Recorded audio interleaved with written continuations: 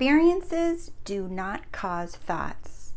In other words, when you react to something in your 3D, in your life, in what you're seeing or hearing or touching, right? All of those experiences are misunderstood that they are the cause of your thoughts. And that is what you are referring to as reacting. I want to really get into this on a deeper level for you to be able to understand what is actually happening, so the next time you catch yourself reacting, I want you to claim back your power in that instant. Welcome, my name is Rose, and welcome to The Rosey Life, where we help you free your mind and follow your heart so you live a life that you love. If you're interested in working one-on-one with me, you can go to RoseyLife.com or join the Rosey Life course and community, where we meet every week live and I answer your questions, and we have our private forum, and there's 12 lessons for you to begin diving deeper into your internal world instead of staring at the external world wondering what is happening and where's your stuff. All right, so let's get started. I wanted to make this video because a lot of people on one of my sessions this week, one of my clients said that, she is affirming and she knows who she is, and she's looking at the world still wondering where her stuff is. So what I want to share with you is that when you look at 3D, all right, you're not looking at it. You are looking at the contents of your consciousness. You are looking at what you already have believed or thought or assumed to be true, and that is what you keep looking at. So if you keep seeing the same thing and it feels like Groundhog Day, it's only because you keep assuming the same thing, all right? So again, experiences do not cause thoughts. We're going to talk a lot about this word cause because it is the most important thing for you to remember, that you are the cause, all right? So cause, and I looked it up. You guys know I love looking up words in the dictionary. You either use the Oxford or Webster, Merriam-Webster dictionary. So cause is a reason for an action or condition. That is Webster's. Do you see that? So cause, what that word means is a reason for action or condition. So you're looking at, this is why this is happening. For example, and I want to use this because this is a big one for many of you, and a lot of my clients right now is feeling that they're not happy and they can't find how to be happy unless they have their person or the thing that they want or their manifestation. And there is a logical reason as to why you feel this way. And I want to kind of go into my former shrink days as a psychotherapist, and share a little bit about why you believe that and why it feels difficult to not be happy or satisfied or content, right? Because this is something that you've actually been conditioned to do. All of us have, right? This is what we've been exposed to, and not only as a therapist, but you're going to see this in your life more and more when you open your eyes to the truth, right? Ooh, we're going to get to that too, what I just said. All right, so for example, happiness. Let's use happiness, right? This is conditioning. Happiness, we've learned that it's a conditioning. What does that mean? Something happens, then you are happy, right? Somebody says something to you, you meet someone, you find money, right? You're given a raise, things are going your way all day, and you're saying that this is the cause of your happiness. Why is that? And now this is what I wanted to get into. So in psychology, there is the study of Pavlov, who was a scientist, and he studied a dog. And one of the things that he did is he studied, it's Pavlov in the dog, if you've ever heard of it, and you can Google and read about this. Not necessary, just want to give you the short and skinny of this Psych 101 stuff, okay? So Pavlov in the dog, he studied if he rings a bell, right, with a dog, for a dog. He has a dog and he has a bell. If he rings the bell, the dog begins to salivate. So the conditioning, the cause, is the bell ringing, and then the dog salivates, okay? But the cause of all of that in his study is that there's food involved. First, he presents food to the dog, and then the dog begins to salivate, obviously because he sees the food and he wants it. Then he associates food with the bell, and then pretty soon he removes the food altogether and just rings the bell, and the dog salivates. So incrementally, he conditions the dog, right, that when you hear something, when you see something, right, when you taste something, right, the dog begins to salivate. So that's a cause and effect kind of thing. And this is what we are conditioned to believe, that happiness or love or fulfillment or joy or peace, right, or feeling relaxed, right, there's an external cause that causes it, and until we have it, that we can't have it. This is all mind, you guys. This is all, I don't want to say brainwashing, but in a way it is, right? It's tricking you into thinking that there's something outside of you that is causing you to have a reaction, or causing you to feel something, or causing you to experience something, when that's not it at all. We've all learned this incorrectly, okay? And that study was just to show, Pavlov, just to show that humans can be conditioned to think or feel or believe something with repetition over and over again, right? But we don't have to do this repetition over and over again. We don't have to affirm a million times a day. We don't have to do any of that when we remember the truth of who we are. So happiness is actually a state of mind. What does a state of mind really mean? It means a choice. I choose to perceive my life this way. I choose to think this way. I choose to think, let's say, happy thoughts, okay? I choose that. And those thoughts will produce feelings every single time. So, because feelings are not spontaneous, okay? Feelings are a byproduct of your thoughts. So why you can plug, by the way, as I'm speaking, I want you to plug in whatever it is that you desire. Okay, whether it's money, a relationship, a house, a career, whatever it is that you're desiring. I'm using happiness as a general example, but you can plug your desire in here and use it as I'm speaking, okay?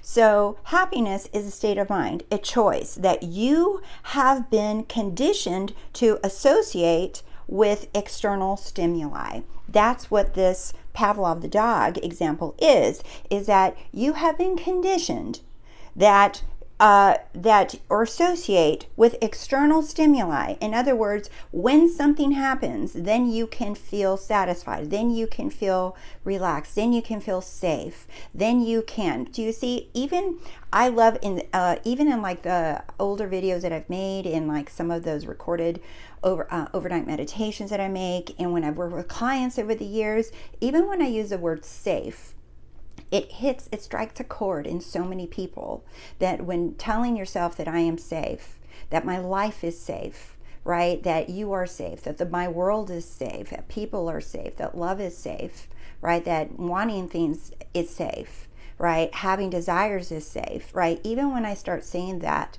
word safe, right? It strikes a chord in so many hundreds of people that I've worked with, because all I'm doing is saying a word, conditioning, and then the body begins to digest it and feel safe. Do you see? So it is just your choice. Do you see? All of it is just a choice. So choice is no different than cause, right? You are the cause. When you hear that, you are the cause of it all, right? We've heard this so much.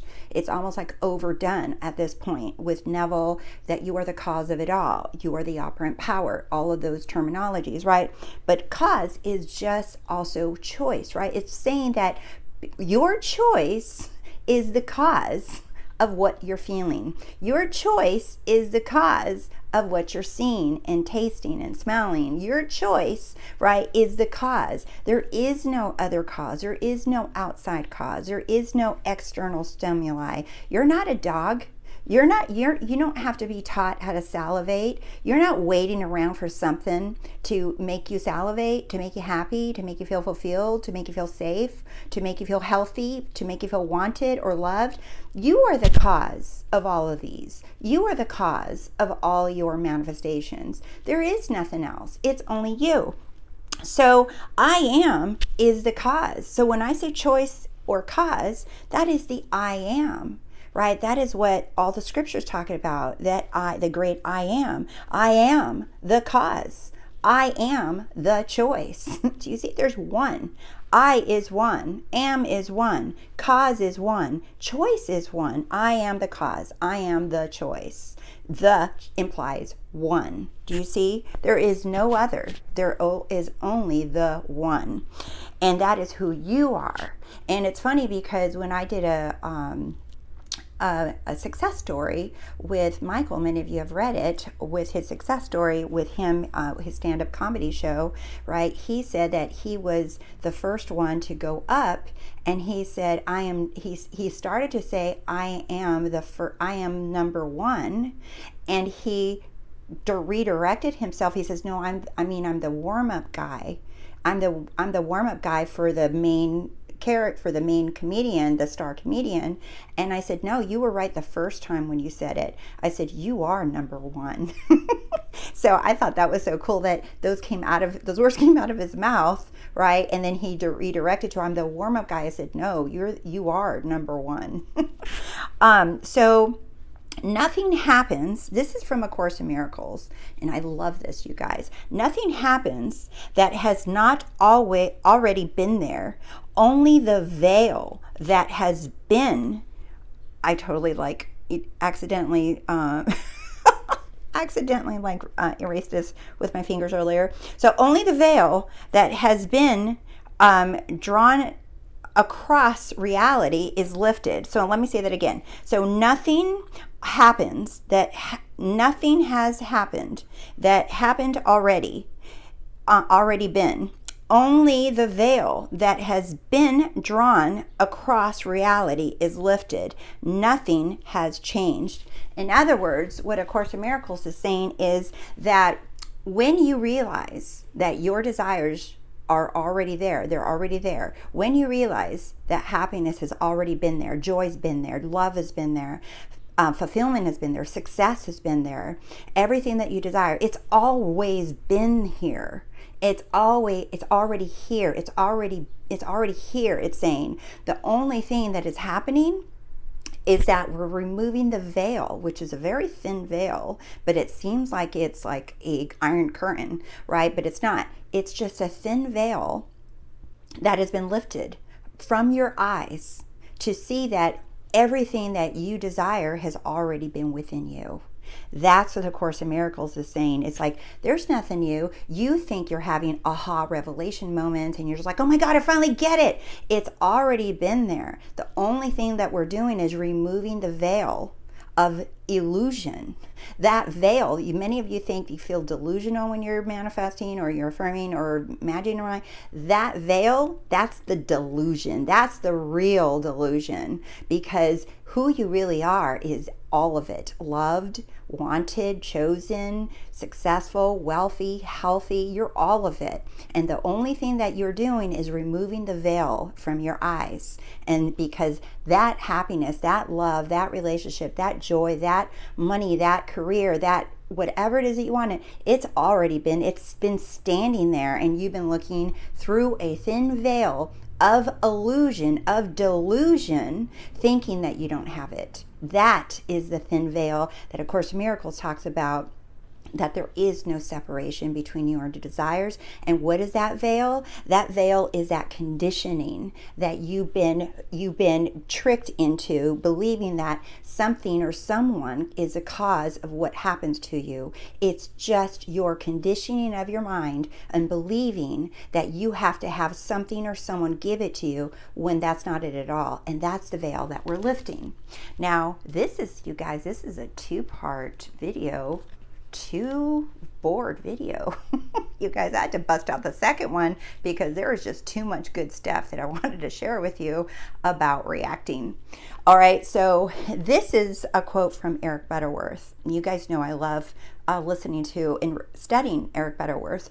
But man, he says, man is not in the world to set it right. So you're not here to fix things. You're not here to fix yourself. You're not here to make people change or make people see you in a different way. You're not here to change the scenery. You're not here to change what 3D is showing you. You're not here to change a single lick, okay? So man is not in the world to set it right, but to see it rightly. Wow. The kingdom of heaven is at hand, but it is right seeing that is key to experiencing it. In other words, manifesting it. Let me say that again. Man is not in the world to set it right, but to see it rightly. We're not here to fix anything. We're not here to fix ourselves or none of that. We're just here to see things the way they actually are. You're looking at things that the way that you don't want them. You're perceiving and interpreting things in a way that you don't want. You're here to see it rightly, meaning that you are the cause. You are everything. The kingdom of heaven is at hand. That is, the kingdom is within you, meaning every single thing you can possibly desire is already with you. And remember, but it is right seeing that is key to experiencing it.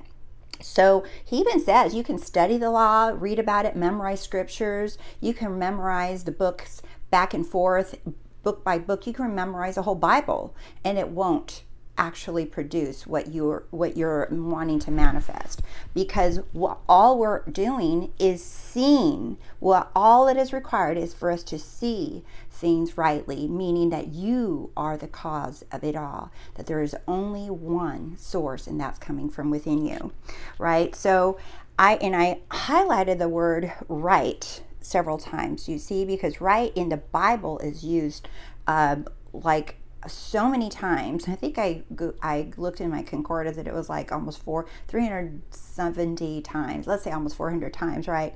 And when the word right is used many times, it's on purpose. So what is right? Right metaphysically means truth, right? Right. So right, to see it rightly, to see the truth. We're not here to set it right. In other words, we're not here to force it to be a truth to match up to what we want. We're here to see that it was already ours, that you are already in your wish fulfilled, that you are already everything that you desire. Do you see that you are seeing the truth of who you are? You are seeing the truth that you have it all already. And see, in metaphysically too, is seeing God as the one cause, because I love that word is used as what? To see, the eyes. There's a lot in scripture about vision, the eyes, and seeing, right? So seeing God as the one cause, the truth. That is what we're doing. So we're seeing, right? That we're seeing, but to see the cause, right? The cause is the truth. The cause of what is happening, that's the truth, that you are the cause. And in one of his Eric Butterworth's books, he talks about the I, this is really cool, you guys are gonna like this. The I in Sanskrit, the root meaning is fountain. So the I the root meaning with Sanskrit is that I symbolizes a fountain, right? What you see, you become. What you see, it doesn't mean with the physical eyes, okay? The eyes are the window, right? As I mentioned in another video, right? That our physical eyes are just the window, right? But what you see with that inner eye, with the truth, okay? Remember, to see is that one cause, that it's coming from one source, and that is within you, right? That what you see, you become. So what you are assuming, what you're believing, what you're declaring, right? That is what you become. And the I is like a fountain. It's endless. It's unlimited. Think of a fountain. It just keeps flowing, and flowing, and it just goes in one direction. Fountains don't reverse. The water doesn't go back up. Fountains flow, and that is what you're doing when you have that right seeing. There's a constant flow that's coming from your inner awareness, from God within you. That is what's coming out. So you are the one cause, the one truth. You are the one choice, right? There's only one you. You're the only one making choices. You're the only one. You are that one truth, right? So reacting to an experience, to what you see, to what you're seeing with your eyes, or what you hear, right? Or what you smell. So reacting to an experience is like Rubio farting. Let me tell you what I mean by that. Because it's kind of funny. Okay, so many of you guys know my son had a dog, Rubio, and he was with us for almost 17 years. And he was really funny. He was this little 5-pound guy. And he would just run around the house like a little stuffed animal. I'd call it like a living stuffed animal. But I would catch him sometimes, and I would hear him fart, and this 5-pound thing would let out this big fart, and it would be like, a little poof come out of him, and he would scare himself, and he would jump. He'd fart, and then he would jump away from the noise, and then look back to see, who was that? What is that sound? Unaware that it was actually coming out of his own little body. Do you see? So he would jump and look when he'd fart and say, what is that? And it would startle him, right? So when you react to an experience, it kind of reminded me of that, because you're only reacting to what you already assumed or believed or thought of. And then you wonder why it's there, and then you try to figure it out. Then you spend your energy and your time trying to get rid of it and how to cope with it or deal with it or fix it or remove it. Well, you don't have to do any of that because that's just you putting more energy and awareness for that thing to stay alive, to keep alive. So you put that belief and assumption within you. You chose that, okay? And then you see it, and then you react to it, wondering how it got there. When you understand that you're the cause, the only thing you have to do is you don't have to fix it. There's nothing for you to heal. There's nothing for you to get over. There's nothing for you to, try to dive deeper into understanding. The only thing that you have to remember is I'm the cause here. So all I have to do is choose again. Choose what I want to actually experience. So that's why I wanted to dive so deep into the word cause, into that you are the cause. It is your choice what you keep experiencing or what you'd like to experience instead. So choose again. Every moment is a now moment, a new moment for you to choose again. No time is lost. Nothing is too late. Nothing has gone wrong. It's only now. All right, my loves? Thank you guys so much for watching. Thank you for liking my videos, and thank you for subscribing to The Rosey Life. I appreciate you guys so much, and I feel your love so much more and more every day. And my strong intention is for all of you just to level your awareness up, expand your awareness, and know that as you study the law and you remember who you are more and more, right, that it does it's like I read in a book, it's like when you eat food, right, you eat food, yeah, because you're hungry, but your body needs the food, right? It needs the energy.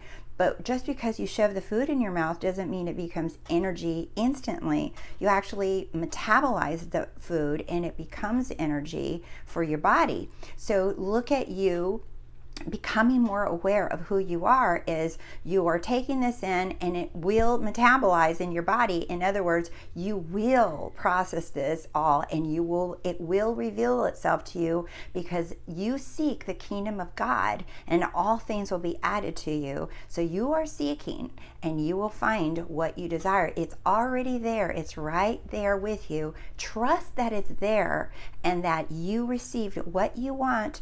No matter what you feel, no matter what you think, it is there, it is done, it is yours. I love you guys and thank you again for watching and liking, and I'll see you really soon. And you are so amazing. Bye.